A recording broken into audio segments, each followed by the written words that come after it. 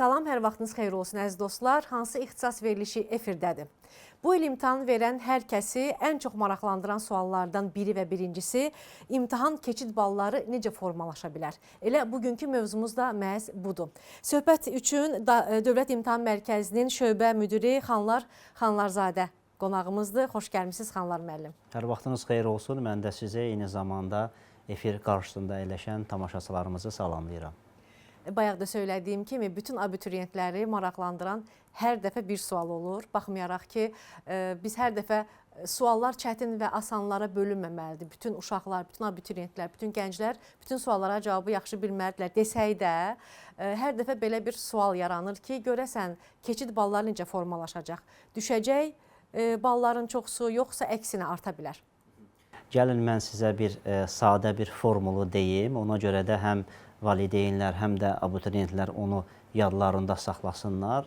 Yəni burada məsələ ondan ibarətdir ki, keçid balı necə formalaşır, ona təsir edən əgər amilləri biz bilsək, sonra müsabiqədən əvvəl, ixtisas seçimindən əvvəl o formulaları bir gözdən keçirib təhlil eləsək, asanlıqla tapmaq olar ki, ümumi istiqamət necə olacaqdır? Yəni hansısa bir ixtisas üzrə keçid balı qalxacaq, yoxsa enəcəkdir?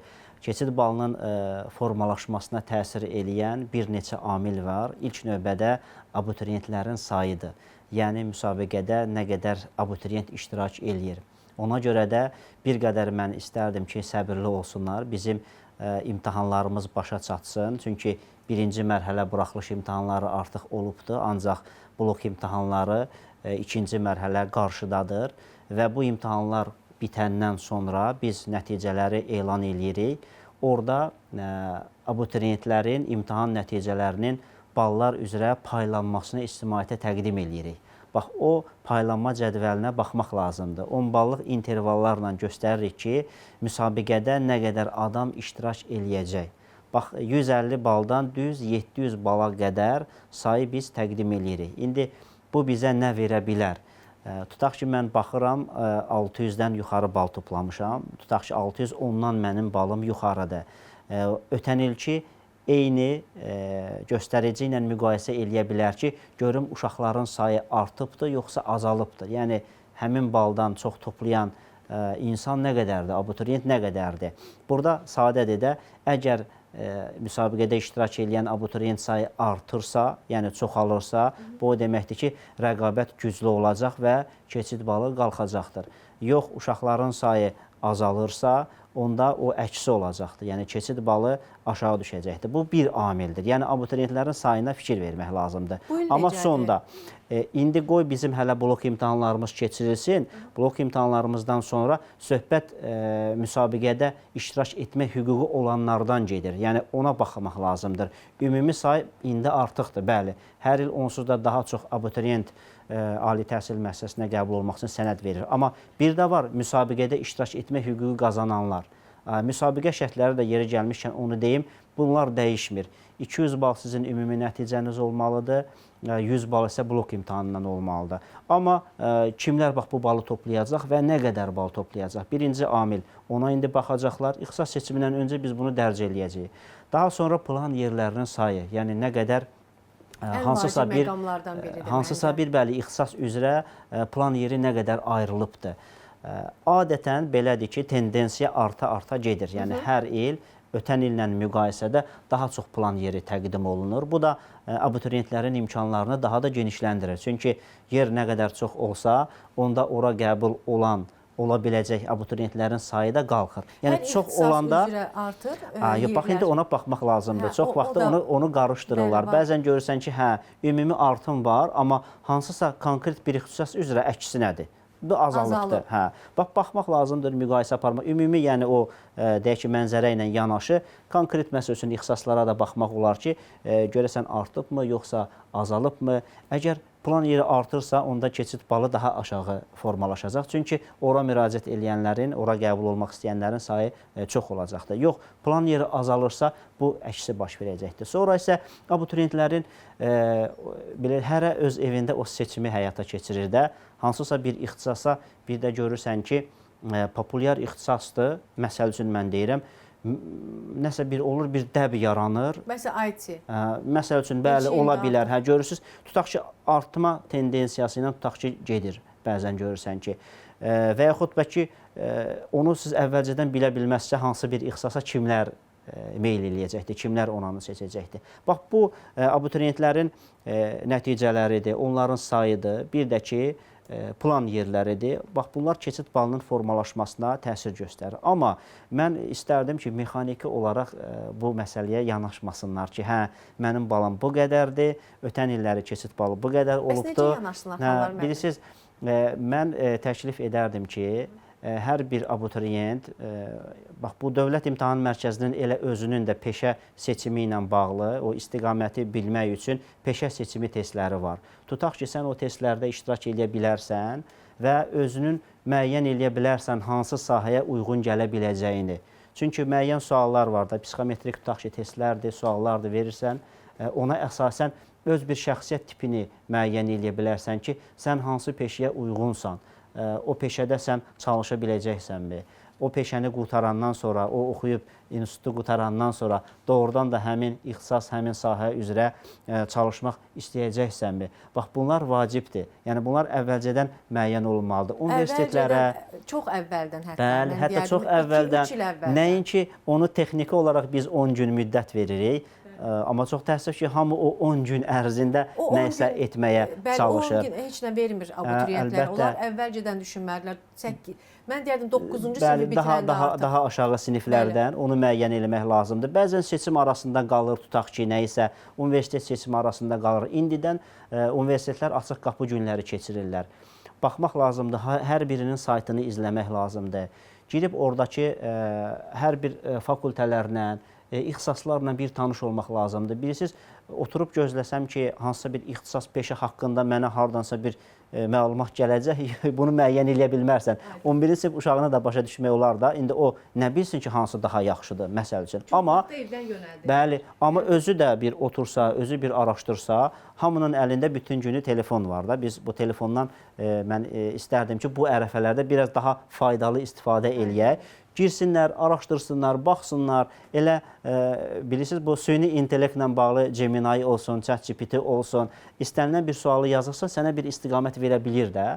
Bax, ona uyğun öz xarakterini tapmalısan və hansı peşə sənin xarakterinə uyğun gəlir, sənin şəxsi keyfiyyətlərin gələcəkdə o peşə üzrə çalışmağına uyğundur, yoxsa uyğun deyil. Bax, belə amilləri məncə nəzərə alsaq daha yaxşıdır.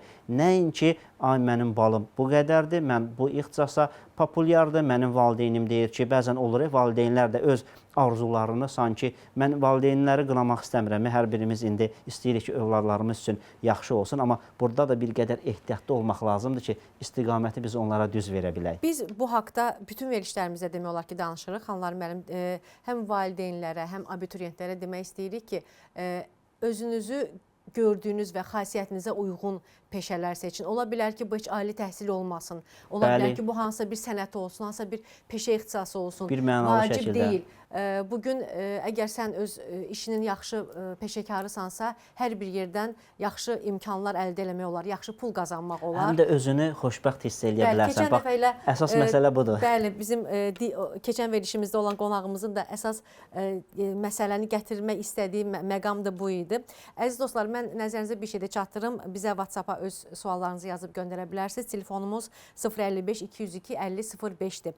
Xanlar müəllim qonağımızdır, Dövlət İmtahan Mərkəzinin şöbə müdiri. Xanlar müəllim, belə bir sualla sizə müraciət eləmək istəyirəm. Qəbul imtahanının ikinci mərhələsinin ikinci cəhdi keçirilməlidir. Burada hansısa şərtlərdə hansısa yenilik varmı? Yoxsa elə hər il olduğu şərtlər qalır və dəyişiklik yoxdur? Mən sizə ümumi bir məlumat verim ki, qəbul imtahanlarının ikinci mərhələsini biz 2 dəfə keçiririk. Yəni, burada abituriyentlərin 2 şansı olur. Bu da çox yaxşı, müsbət bir addımdır. Bunun biz faydalarını bir neçə ildir ki, müşahidə eləyirik. İndi siz xatırlayarsınız, əvvəllər biz bir dəfə imtahan verirdik. Bu qəbul imtahanı bir dəfə keçirilirdi. Olurdu da bəzən hansısa gözlənilməz bir hadisə olurdu və yaxud da ki, bizim həyəcanımız, hissimiz daha dolub daşırdı. Çünki bir gündə sənin 3 saat müddətində belə deyək də hansısa bir 11 illik bəli, hansısa bir əlbəttə ki, hə. Amma indi biz onu 2 dəfə keçiririk və bu da sənə həm psixoloji bir rahatlıq verir. Çünki sən biləndə ki, sənin ikinci bir şansın da var. Amma suallar dəyişir, Amma məlumat yox, əlbəttə dəyişir. Amma psixoloji olaraq sən artıq birinci imtahana daha rahat gedirsən ki, yox, mən ikincidə də iştirak eləyərəm. Çünki biz fərq qoymuruq da, hansıyla daha çox bal toplamısansa, icazə verir ki, həmin o nəticəni seçəsən. İndi burada da mayın 24-də bizim hələ birinci imtahanımız olacaqdı. İkinci, üçüncü ixtisas qrupları üzrə yeri gəlmişkən onların imtahana buraxılış vərəqəsi də artıq çıxıbdır. Hər bir abituriyent buraxılış vərəqəsini dərc eləməlidir, götürməlidir. Tanış olmalıdır ki, imtahan yeri, bəli, imtahan yeri hardadır, imtahan binası hansı binadır, nə vaxt o binaya getmək lazımdır. Bax, bunlarla tanış olsun.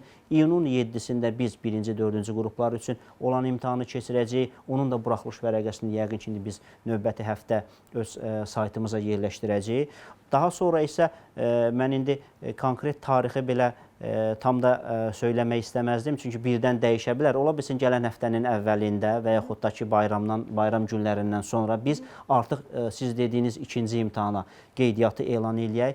Ali təhsil müəssisələrinə qəbul imtahanlarının ikinci mərhələsinin ikinci cəhdinin iyul ayında keçirilməsi nəzərdə tutulubdur. İlin ilk həftələrində yenə də biz bir həftə hansısa bir ikinci, üçüncü qrupu keçirir. Növbəti həftə isə birinci və dördüncü ixtisas qrupları üzrə. Burada da amma qeydiyyatdan keçmək lazımdır. Bax, elə indi də bizim özümüzə müraciətlər gəlir ki, ayın 24-də imtahandır, biz buraxılış vərəqəsini çap eləyə bilmirik. Məlum olur ki, onlar qeydiyyatdan keçməyiblər. Ona görə də diqqətli olmaq lazımdır.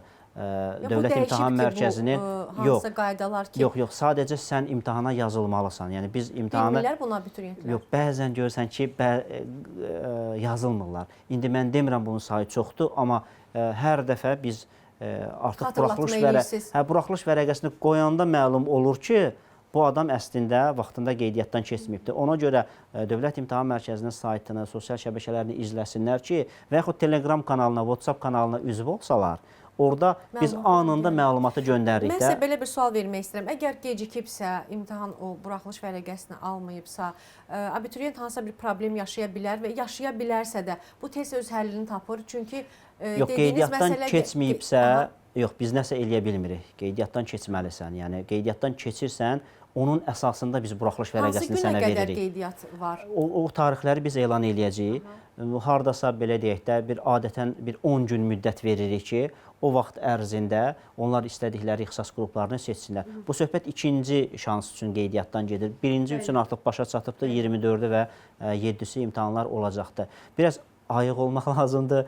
Həm valideynlər, həm abituriyentlərin özləri daha çox sosial şəbəkələrdə vaxt keçirirlər, amma Dövlət İmtahan Mərkəzində izləsinlər ki, belə məlumatlardan bizim verilişimizə baxsınlar. Əlbəttə. Ki, bax, belə çətinliklərlə qarşılaşmasınlar. Mən təsəvvür eləmirəm ki, bir neçə il ali məktəbə qəbul olmaq üçün çalışan hansı abituriyent siz dediyiniz məsələləri çox təəssüf ki, olur. Yəni mən həqiqətən təəccüblənirəm. Varsa, biz özümüz də deməli problem var. Biz özümüz də belə, mən özüm də indi onun yerinə və yaxud valideynin yerinə özümü qoyanda əlbəttə ki, o çox təəssüf edicidir. Amma ən azından iki şans olması bir qədər onları kompensasiya eləyir. Heç olmasa birində olmasa da digərində iştirak eləyə bilirlər. Bu arada Azərbaycan dili imtahanı ilə bağlı mən sual vermək istəyirəm. Azərbaycan dili imtahanı bilirik ki, 2 dəfə keçirilir. Və keçən imtahanın göstəriciləri ilə bağlı sizə soruşmaq istəyirəm ki, necə idi və ikinci cəhd Azərbaycan dili imtahanından nələr gözləyirik və yeri gəlmişkən bu sualda sizə təqdim etməyə bilməzdim ki, bu ilk dəfə keçirilən Azərbaycan dili imtahanında proqramdan əlavə sualların olması ilə bağlı söhbətlər var. Hətta bəzi suallar da var idi ki, məsələn, bu proqramda yox idi, amma testlərdə bu var idi, öz əksini tapmışdı. Buna da öz fikrinizi bildirərdiniz. Gəlin elə bundan başlayaq. Deməli, bu mifi biz çalışmışıq ki, bu il ərzində, belə deyək də, gördük ki, ictimaiyyətdə çox yayılır ki, proqramdan kənar sual var, amma halbuki belə deyil. Yəni, halbuki bütün o dərsliklərə və əvvəlcədən elan elədiyimiz proqrama uyğun suallar düşür. Çünki biz onu ictimai ekspertizaya veririk. kitabçanı imtahan iştirakçısının özünə təqdim edirik. Ona görə də imtahandan əvvəl kimsə nəsə deyir, amma imtahandan sonra mümkün deyil ki, proqramdan kənar nəsə olsun.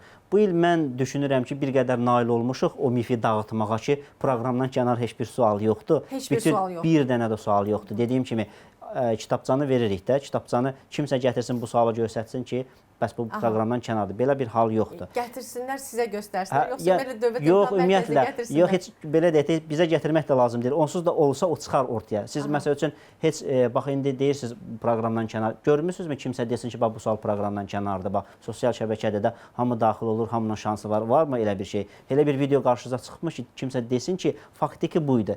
İmtahandan əvvəl bəli səsləndirirlər çox təəssüf ki. Onda bəzi insanlar belə deyək də, xüsusən hazırlıqla məşğul olan insanlar istəyirlər ki, qoy abituriyentləri özlərinə çəksinlər. Yəni belə bir təəssürat, belə bir fikir yaratsınlar ki, onlar mütləq hazırlaşmalıdırlar, repetitor yanına getməlidirlər ki, o tapşırıqlarını öhdəsindən gəlsinlər. Bax belə bir fon mən çox təəssüf ki, yaradırlar, amma əsla belə deyil. O dediyim kimi kitabçanı biz imtahan iştirakçısına veririk. Yəni kimsə gətirərsə belə ki, baxın bu imtahandan onda onun kənar xeyrinə sualdır. hesablanır. Nəinki onun xeyrinə, bütün həmin o sual bütün abituriyentlərin xeyrinə hesablanır. Belə bir hal olsa, Yaşanırmı belə bir? Yox, yəni bizdə əlbəttə ki, hamısı proqram çərçivəsində olan suallardır. Sonra imtahanın özünə biz gələk. Bu Azərbaycan dili imtahanı, o tədris Azərbaycan dilindən fərqli dillərdə olan, tutaq ki, rus bölməsində oxuyuram, mən Azərbaycan dili imtahanını verirəm ki, minimal olaraq bu buraxılış imtahanının çərçivəsində də sən bunu verməlisən. Amma ali təhsil müəssisələrinə qəbul olmaq üçün əgər sənin balın 50-dən aşağı olarsa, onda sən müsabiqədə iştirak edə bilmərsən. Və bizim bu imtahanı 2 dəfə keçirməkdə də elə bir qədər məqsədimiz ondan ibarətdir ki, gəlsinlər 2 dəfə özlərini yoxlasınlar. İndi növbəti imtahanımız da iyun ayının 21-də olacaqdır. Ola bilsin bu birinci imtahandan kimsə o 50 bal məhdudiyyətini ödəməyibdir, 50-dən aşağı bal toplayıbdır. Onlar da imtahana yazıla bilərlər, gəlib ikinci imtahanda iştirak edə bilərlər. 50-dən aşağı bal toplayıbsa, onda müsabiqədə iştirak edə bilmir. Yəni sən attestat alırsan, attestatına həmin o qiymət yazılır neçə bal toplamısansa. Amma ali və orta ixtisas təhsil müəssisələri müsabiqəsinə qatılmaq istəyirsənsə, Azərbaycan dili imtahanından mütləq sən 100 baldır maksimal olaraq 50 və daha üzərində toplamalısan ki, ixtisas seçimində iştirak edə biləsən. 2 şans var. Düşünürəm hər birimiz bu ölkədə yaşayırıq, bu ölkənin vətəndaşıyıq. Ona görə də orada məzmun etibarı ilə də o imtahan çətin bir imtahan deyil. Yəni bir balaca söz bazası olan, söz ehtiyatı olan, danışığı başa düşən, nitqi başa düşən adam o sualları cavab vermək çox rahatdır, həddən artıq rahatdır. Çətin suallar deyil yəni. Yox, yəni burada yaşayırsansa, hətta orada qrammatika yönümlü suallar çox məhdud saydadır. Əsasən leksika yönümlüdür. Sözü bilirsən, sözü anlayırsanmı, hansısa ola bilər, bəzən tutaq ki, frazoloji birləşmə ola bilər, hansısa bir atalar sözü ola bilər. Yəni Dövlət İmtahan Mərkəzi çalışıb ki, rus dilli və digər dilli ingilis dili olsun, nəzərə alıb və suallar asandır. Yəni 2 dəfə biz bunu keçiririk ki, mütləq biz yoxlayaq ki, dövlət dilimizi nə dərəcədə bizim abituriyentlərimiz bilirlər. Biraz da dünya fənn olimpiyadalarında irəli gedən, seçilən abituriyentlər haqqında danışaq. Dünya fənn olimpiyadalarının qaliblərinin ali təhsil müəssisələrinə qəbulu necə aparılır? Həmçinin biz bilirik ki, artıq xarici dövlətlərdə təhsil almaq istəyən abituriyentlərin də sayı çoxdur. Bu SAT və digər sistemin sənəd qəbulu da başlayıb. Bu haqda nələr deyə bilərsiniz? Deməli, orada həm dünya fənn olimpiyadalarının qalibləri, həm respublika fənn olimpiyadalarının qalibləri, eyni zamanda beynəlxalq müsabiqələr, yarışlar var ki, Nazirlər Kabinetinin bir qərarı var. Ona əsasən siz müsabiqədən kənar, imtahansız ali təhsil müəssisəsinə qəbul ola bilərsiniz. Burada şərt nədən ibarətdir? Əgər sən dünya fənn olimpiyadasının qalibi olmusansa, burada fərqi yoxdur. Hansı fənn üzrə, tutaq ki, informatika üzrə sən yarışmanın qalibi olmusan. İstədiyin bir ixtisası seçə bilərsən. Yerli ali təhsil müəssisələrində Dövlət İmtahan Mərkəzi yeri gəlmişkən onların sənəd qəbulunu elan edib ki, artıq onlar öz sənədlərini Dövlət İmtahan Mərkəzinə təqdim eləməlidirlər. İyun ayının 30-una qədər onlara vaxt verilibdir. Amma Respublika fənn olimpiyadalarının qalibləri, onlar isə hansı fənn üzrə qalib olublarsa, ona uyğun ixtisasları seçə bilirlər. Bu ixtisasların siyahısı da Nazirlər Kabinetinin müvafiq qərarı ilə təsdiqlənibdir. Tutaq ki, sən biologiya üzrə Fənn Olimpiadasının qalibisən. Biologiya müəllimliyi, digər orada bir neçə ixtisas var ki, onları seçə bilərsən. Eyni zamanda bəlkə istəyərsən ki, tibbə gedəsən, tibb ixtisasını seçəsən. Onda sən adi abituriyent kimi imtahan verməlisən. Amma hansısa bir fənn olimpiada, o biologiya üzrə fənn olimpiadasında onda imtahansız bəli qəbul ola bilərsən. Biologiya üzrə qəbul ola bilərsən. Biologiya müəllimliyi bəli imtahansız qəbul ola bilərsən. Amma dünya fənn olimpiadasının qalibində hansısa bir məhdudiyyət yoxdur. Sonra beynəlxalq yarışlar, müsabiqələr var. Tutaq ki, idman yarışları olsun, olimpiya oyunları olsun, olimpiya idman növlərinə daxil olan dünya, Avropa çempionatları olsun. Bax bunlar da onların qalibləri birinci, ikinci, üçüncü yer tutmuş şəxslər o müsabiqədən kənar deməli qəbul olmaq hüququna malikdirlər. Ayın 30-una qədər, iyunun 30-una qədər onlar sənədlərini təqdim edə bilərlər. Magistraturaya qəbul artıq başlayıb və keçən günlərdə mayın 17-sində mayın 17-sində dəqiq siz daha düz dediniz. Mayın 17-sində magistraturaya qəbul imtahanı keçirildi, amma məlum səbəblərdən, yəni yağış çox belə deyək də normadan artıq yağdığına görə, hava şəraiti əlverişsiz oldu. Hava şəraiti çox əlverişsiz olduğuna görə bir çox abituriyentlər, bir çox magistrantlar belə deyək, bakalavrlar, yəni magistr olmaq istəyirlər, bəli. Olmaq istəyənlər imtahana gecikdilər və yaxud hansısa problemlər yaşadılar gəlməklə bağlı, imtahana yetişməklə bağlı. Bununla bağlı nəsə bir yenilik, hansısa bir güzəştli addımlar varmı? Biz əslində imtahan günü çalışdıq ki, həmin o vəziyyət kompensasiya olunsun. Çünki 9:45-də buraxılış rejimi bizdə başa çatır, 10-da imtahanın özü başlayır. İndi hava şəraitinə görə biz göstəriş verdik imtahan heyətinə ki, onlar heç olmasa bir 15 dəqiqə güzəşt eləsinlər, imtahan saat 11-ə 15 dəqiqə işləmiş başlasın, 10-a qədər uşaqları buraxsınlar. Sonra onda bizə qərargaha daxil olan məlumatlara görə biz müşahidə elədik ki, yenə də gecikənlər var. Yenə də kimlərsə Bakı, Sumqayıt və Abşeronda idi. Əsasən Bakı və Abşeron ərazisində bu müşahidə olunmuşdu ki, o səhər ki, müəyyən yollar bağlanmışdı yağışa görə. Ona görə də gecişirdilər. Biz bir 15 dəqiqədə yenə də fürsət verdik ki, qoy kimsə gecikirsə onlara icazə verək, gəlsinlər imtahanda iştirak eləsinlər. Amma yekunda o protokolları təhlil edəndən sonra eyni zamanda buraxılış rejimi də müəyyən bir proqram təminatı ilə həyata keçirilir. Biz bilirik rəqəmləri ki, nə qədər adam gəlməlidir, nə qədəri faktiki olaraq gəlibdir. Ona görə biz baxanda gördük ki, 80-90% o zalların dolma göstəriciləri qeydə alınıbdır və buna alternativ olaraq biz belə fikirləşdik ki, bu vəziyyəti, bu force major halı nəzərə alaq və növbəti bir imtahan keçirək ki, əsas məqsəd nədir? Əsas bilik, o bacarıqları ölçə bilək, nümayiş elətdirsinlər də bizim o gənclərimizdir. Keçirilmə vaxtı bəli, ayın 14-də, iyunun 14-də olacaqdır. Bugün axşam saat 12-yə qədər, ayın 21-dən başlayıb qeydiyyat, 23-ü axşam saat 12-yə qədər bakalavrlar özü də icazə verilir ki, fərqi yoxdur. İndi bu hal yaşandı Bakı, Abşeron, Sumqayıtda, amma imtahan da yenə də Bakı, Sumqayıt, Abşeronda keçiriləcək. Amma tutaq ki, siz hansısa bir Siyəzəndə, tutaq ki, məsəl üçün də və yaxud Şirvanda verməli idiniz, imtahana getməmişdiniz, belə deyək də, onlar da icazə vermişik. Yəni, belə deyək, üçüncü cəhd kimi, bəli, kənar digər bakalavrlarda, digər o bütün bakalavrlarda qatıla bilərlər. Ayın 14-də imtahan olacaqdır yenidən. Ayın 14-nə qədər hələ biliklərini təzəliyə bilərlər. Yəni, bilirsiniz, burada əsas məsələ, mən düşünmürəm orada çox ciddi bir fərq yaransın. İndi bəziləri elə hesab edir ki, mən imtahan verdim, bir ay sonra gedib və yaxud 15 gün sonra hansı imtahan verəcəm, böyük bir fərq olacaq. Riyazi baxanda statistika görürsən ki, elə də bir fərq olmur. Yəni, onlar bir-birinə yaxın olurlar. Amma yenə də biz nəzərə alırıq, yenə də təklif edirik ki, gəlib iştirak edə bilərsiniz. Qarabağ Universiteti artıq neçə ildir ki, öz qapılarını Azərbaycan abituriyentlərinin, bizim gənclərimizin üzünə açıb və mən belə başa düşürəm ki, hər ildə ən çox arzulanan universitetlər siyahısında Qarabağ Universitetdə var və hər ildə keçid balları ilə bağlı biz həyəcanlı abituriyentlər və onların valideynləri həyəcanla gözləyirlər ki, görəsən keçid balı necə olacaq, onun övladı keçə biləcək mi? Çünki ən arzu olunan, oxumaq üçün arzu olunan universitetlərdəndir. Bəli. Bu il Qarabağ Universitetinin keçid balları necə formalaşa bilər? Aha. Bizim o söhbətimizin əvvəlinə qayıtsaq, müəyyən məqamlar var idi ki, onlara yenə də baxmalıdırlar.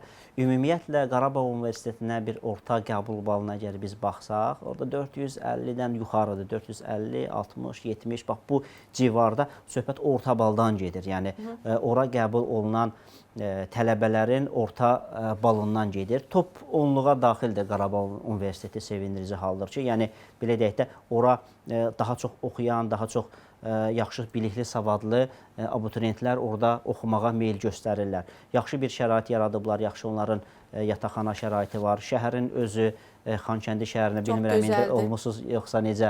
Yəni çox havası çox gözəldir. Bəli, havası gözəldir. Bir şəhər vibe var. Yəni sən onu hiss eləyə bilirsən.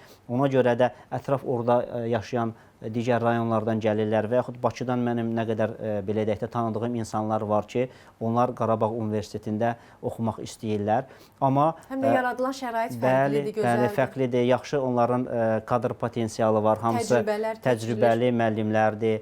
Yaxşı müəllimlərdir, yüksək ixtisaslı müəllimlərdir. Hətta xaricdə oxuyan onların pedaqoji heyətləri var ki, xaricdə təhsil alıblar, indi gəlib orada dərs deyirlər. Bax, bu mühit, bu yaradılan şərait istər-istəməz səni cəlb eləyir. Yəni, elə məqsəd də ondan ibarətdir ki... Ballar imkan versə hamını cəlb eləyir, bilirsiniz, amma... İndi rəqabətdir də, əlbəttə orada müəyyən bir plan yeri var. Keçən neçə idi keçid balı Qarabağ Universiteti? Orada, mən indi bayaqları dedim, 50 dediniz.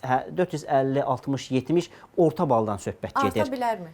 Yenə də baxmaq lazımdır. Çünki biz artan tendensiyanı görürük neçə illərdir. Plan yerləri indi bizə təqdim olunsun. Əgər plan yerlərinin sayı artarsa, onda bəli, güman eləmək olar ki, onların plan yeri çoxaldığına görə orada artıq belə deyək də daha çox uşaq qəbul olar və aşağı düşə bilər. Amma yenə də deyirəm, bu asılıdır bizim o ikinci imtahanımızdan ki, görək nə qədər adam müsabiqə iştirakçısı var və onların nə qədər iştirak eləyəcək, onda konkret olaraq nəsə deyə bilər. Amma indi yəni bilsinlər ki, bir 500 bal yığmaq lazımdır.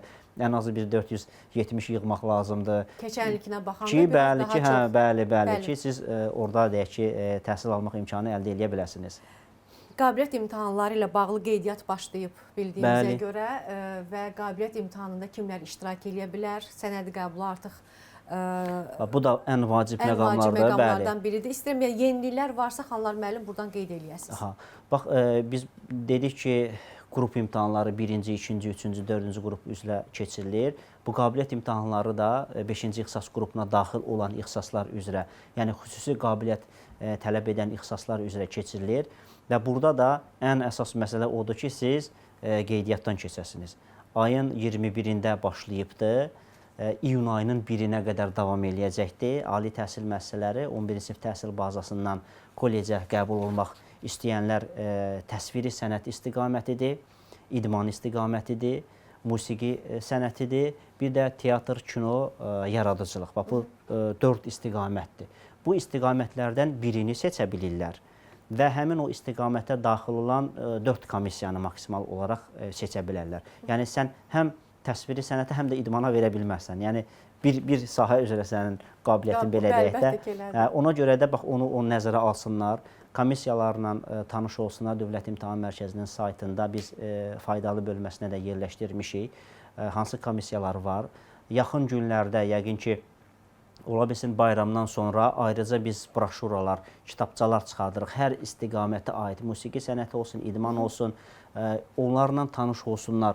Onlar metodiki materiallardır. Sənin imtahanın necə olacaqdır, sənin proqramın nədir, sən necə hazırlaşmalısan, tutaq ki, sən nəyisə çəkirsənsə, hansı meyarlar əsasında qiymətləndirmə aparılır. Bax, bunların hamısı ilə bir qədər də bir qədər sən hazırlaşmalısan.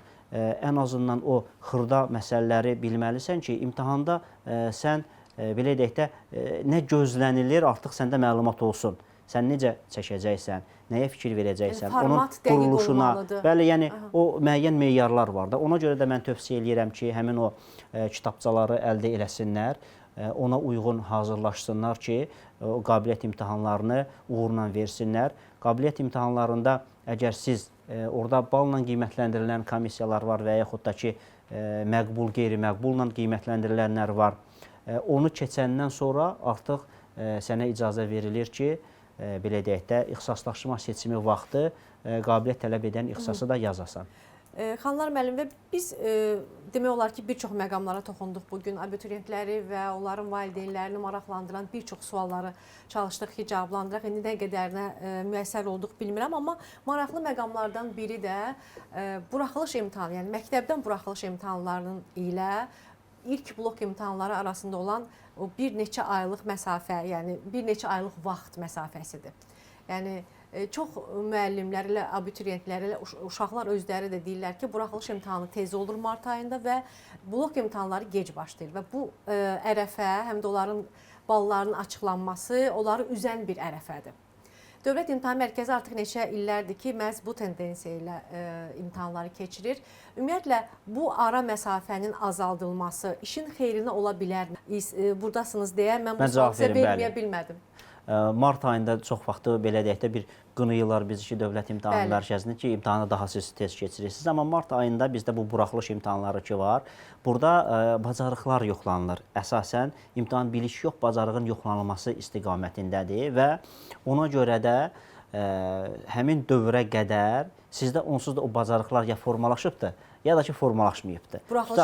Buraxılış imtahanları mart ayında. Xarici ilə bağlı olan bacarıqlar, danışma olsun, danışmanın düzdür, biz yoxlamırıq, oxuyub anlama olsun, dinləmə olsun, o digər bacarıqlar, o onsuz da daha əvvəlki, belə deyək də, dövrlərdə formalaşmış olur. Eyni zamanda riyaziyyat olsun, tədris dili olsun, həmin o bacarıqlar artıq mart ayına qədər sizdə olmalı idi. Yəni kurikuluma görə, o standarta görə o sizdə olmalı idi. Ona görə də biz tədris ilinin ikinci yarısında istənilən bir vaxtda onu keçirə bilərik. İndi nəyə görə biz onu martda keçiririk? Yəni birinci nüans odur ki, həmin dövrdə artıq sən proqramı mənimsəmiş olmalısan. Bu bir. Martda keçirilməsi normaldır. Sadəcə blok imtahanının keçirilməsi arasındakı məsafə. Yox, yəni məsəl üçün indi martda imtahan var, bizdə bir də olacaq, iyulda olacaq. Və yaxud da ki, indi mayın 24-də var. Burada da sərbəstdir abituriyentlər. İstəsələr, onlar iyulda olan imtahana gələ bilərlər, blok imtahanı kimi. Yox, məsəl üçün istəsə, mayın 24-də tutaq ki, ikinci qrupu verdin, qurtardın. Bundan sonra heç bir imtahan vermirsən. Yəni demək istəyirsiniz ki, bu məsafə, zaman məsafəsinin uzun olması elə bir problem yaratmır? Yox, əlbəttə problem yaratmır. Yəni yenə də seçim imkanı verir. Hər ikisinə gələ bilərsən və yaxud da ki, istəsən tutaq ki, gəl indi iştirak elə, qurtardı, çıxdı, getdi, ikinci imtahana getmir. Get ikinci imtahanda iştirak elə, ondan da yəni məsələ bitsin. Burada hansısa bir deyək ki, bir problemli məsələ yoxdur. İxtisas seçimi isə bizdə bütün o imtahanlar yekunlaşandan sonra adətən avqust ayında olur. Mən başa düşürəm, müəyyən bir neçə ay o proses çəkir, amma bütün dünyada belədir də. Bizim əsas istəyimiz nədir? İmtahan iştirakçılarının bacarıqlarını daha dəqiq yoxlayaq, ölçək. Niyə məsəl üçün martda imtahanı biz keçiririk? Yazılı cavab tələb edən tapşırıqlar var. Həmin o tapşırıqları yoxlamaq lazımdır. Məsəl üçün mən deyə bilərəm 9-15 mart tarixində keçirilən imtahanlarda 2,7 milyon tapşırıq yoxlanılıbdır. 2,7 milyon. Siz təsəvvür edirsiniz ki, rəqəm nə qədər böyükdür. Onu markerlər yoxlayırlar. Bizim markerlərimizin sayı nə qədər çox olsa, ixtisaslı müəllimlərimizin, öz ixtisasını gözəl, dərindən bilən müəllimlərimizin sayı nə qədər çox olsa, biz o yoxlamanı daha da qısa müddətə eləyə bilərik. Mən bu məqama toxunmaq istəyirəm. Bəli, ki, o yazılı cavab tələb edən tapşırıqlar, onu da biz tətbiq eləməliyik. Çünki kurikulumda orada təfəkkür, biz deyirik də, məktəbinə keçmişik. Təfəkkür məktəbində sənin müəyyən o bacarıqların, analiz etmə bacarıqların, təhlil etmə bacarıqların, sənin kognitiv bacarıqların yoxlanılmalıdır. Aydındır. Ona görə də biz onları o yazılı cavab tələb edən tapşırıqlarla yoxlayırıq. Aydın, ən maraqlı suallardan biri bu idi və çox sağ olun ki, bu sualı da cavablandırdınız. Yəni bu zamanın niyə bu qədər uzun olmasının da səbəbi məhz siz dedikləriniz imiş. Təşəkkür edirik Xanlar müəllim. Çox sağ olun gəldiniz. Bir çox suallarımızı sizin dilinizdən cavab olaraq eşitdik və sizi gələcək verilişlərimizdə də gözləyirik. İnşallah. Çox sağ olun. Əziz dostlar, hansı ixtisas verilişi efirdə idi? Hər kəsə uğurlar arzulayıram.